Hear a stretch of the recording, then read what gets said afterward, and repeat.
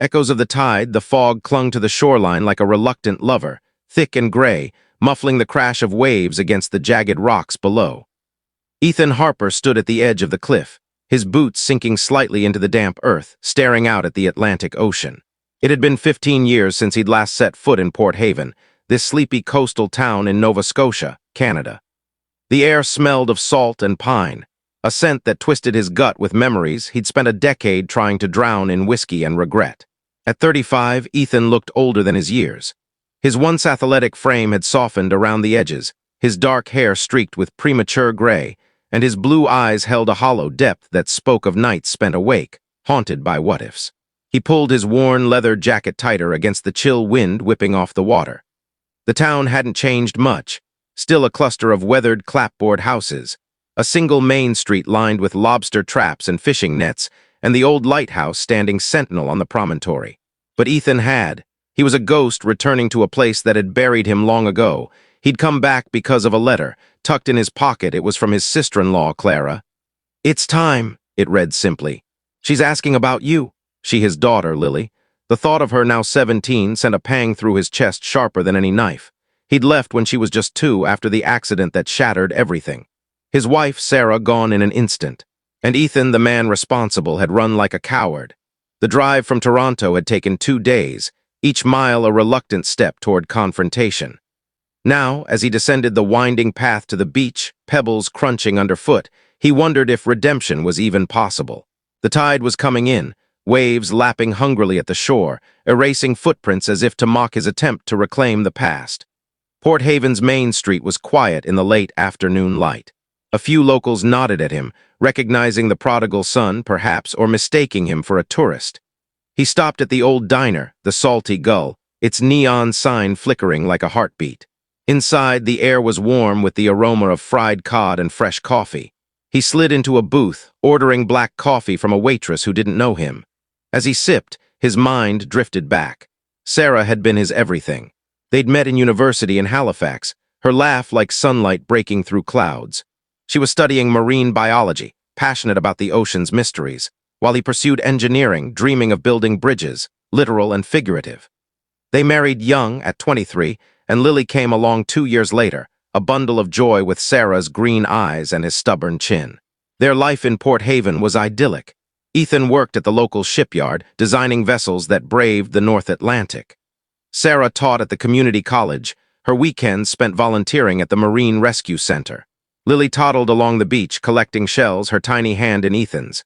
"Daddy, look, a starfish!" She'd squeal, and he'd lift her up, spinning her until they both dissolved in giggles. But then, the storm. It was a night much like this one, wind howling, rain lashing the windows. Sarah had insisted on driving to the rescue center, reports of a pod of whales beached nearby. "I have to help Ethan. It's who I am."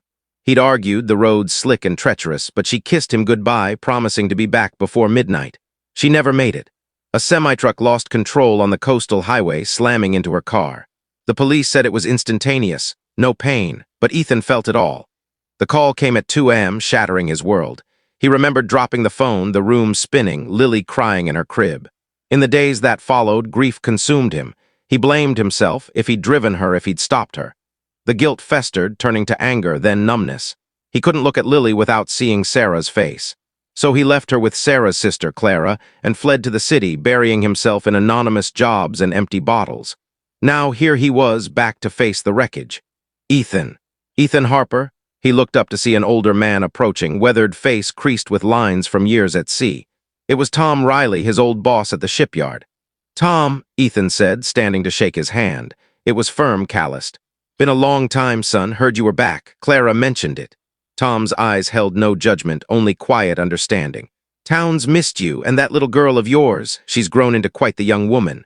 Ethan swallowed hard. "How is she?" "Strong like her mother, but she needs her father." Tom clapped him on the shoulder. "Don't waste more time, eh?" Ethan nodded, paying for his coffee and stepping back into the fading light.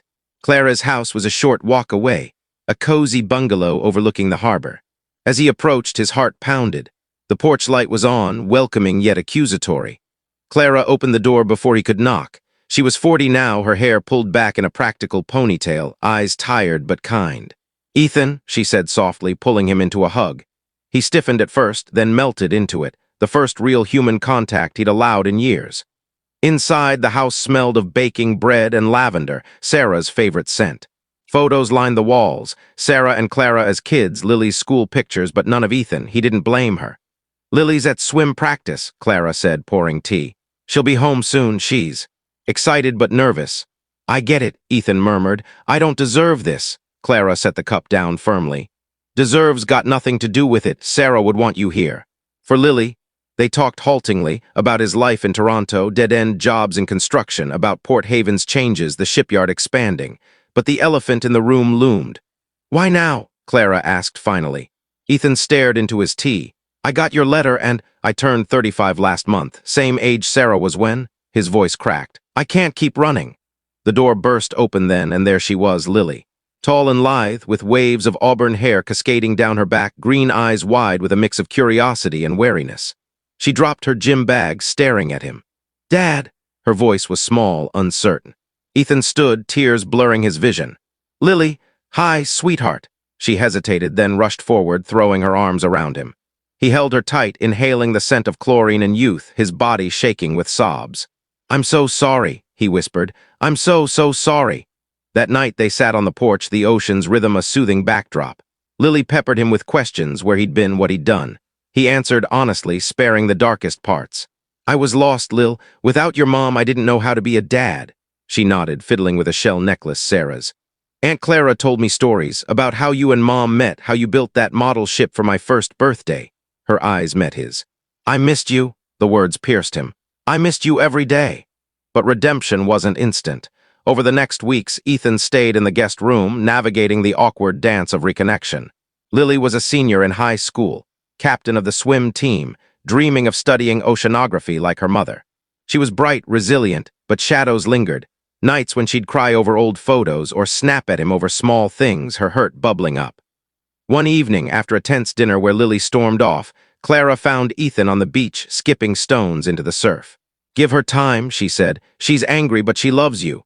"I don't know how to fix this," he admitted, voice raw. Clara sat beside him, the sand cool under them. "Remember when Sarah and I were kids? We'd come here, build sandcastles, dream of adventures. She always said love isn't about perfection. It's about showing up even when it's hard." Ethan nodded, but inner conflict raged. Guilt whispered he didn't deserve this second chance. Nights he'd wake from nightmares of the crash, Sarah's face accusatory. "Why didn't you stop me?"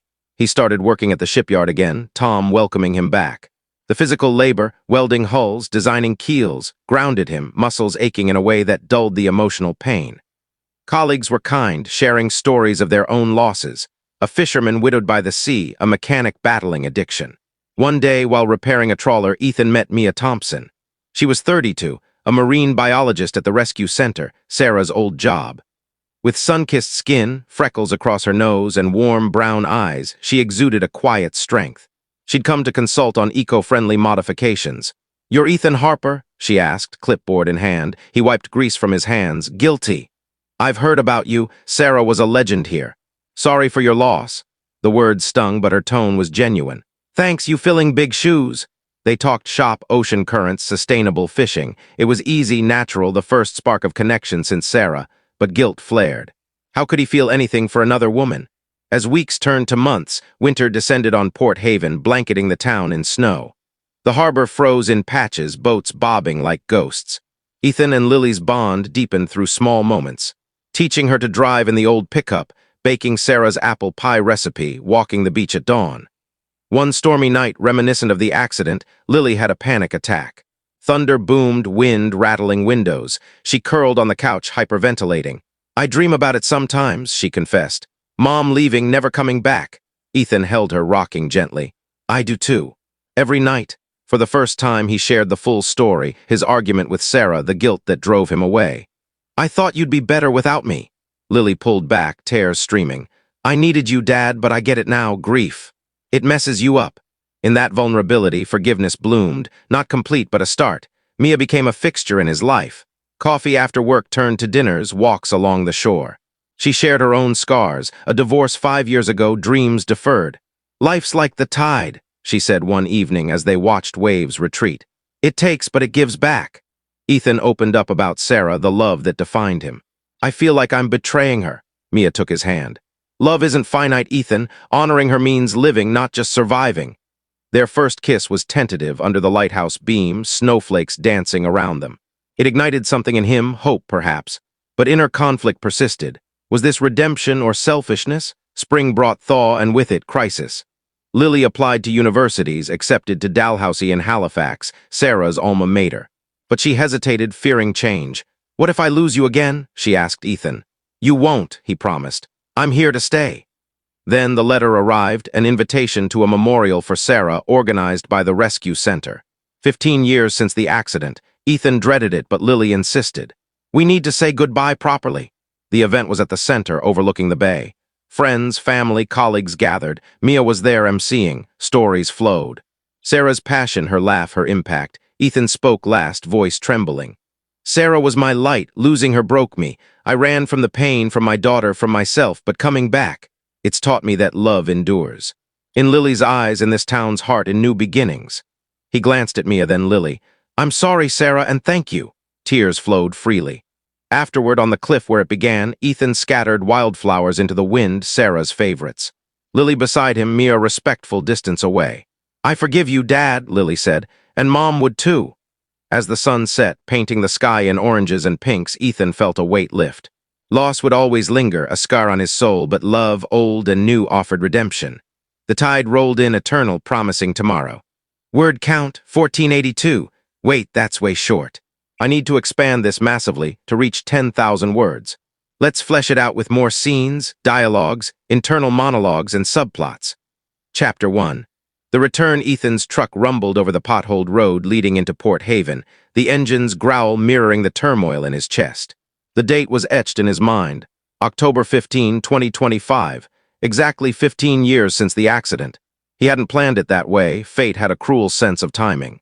The town emerged from the mist like a memory, red-roofed cottages huddled against the wind, fishing boats moored in the harbor, their masts swaying gently.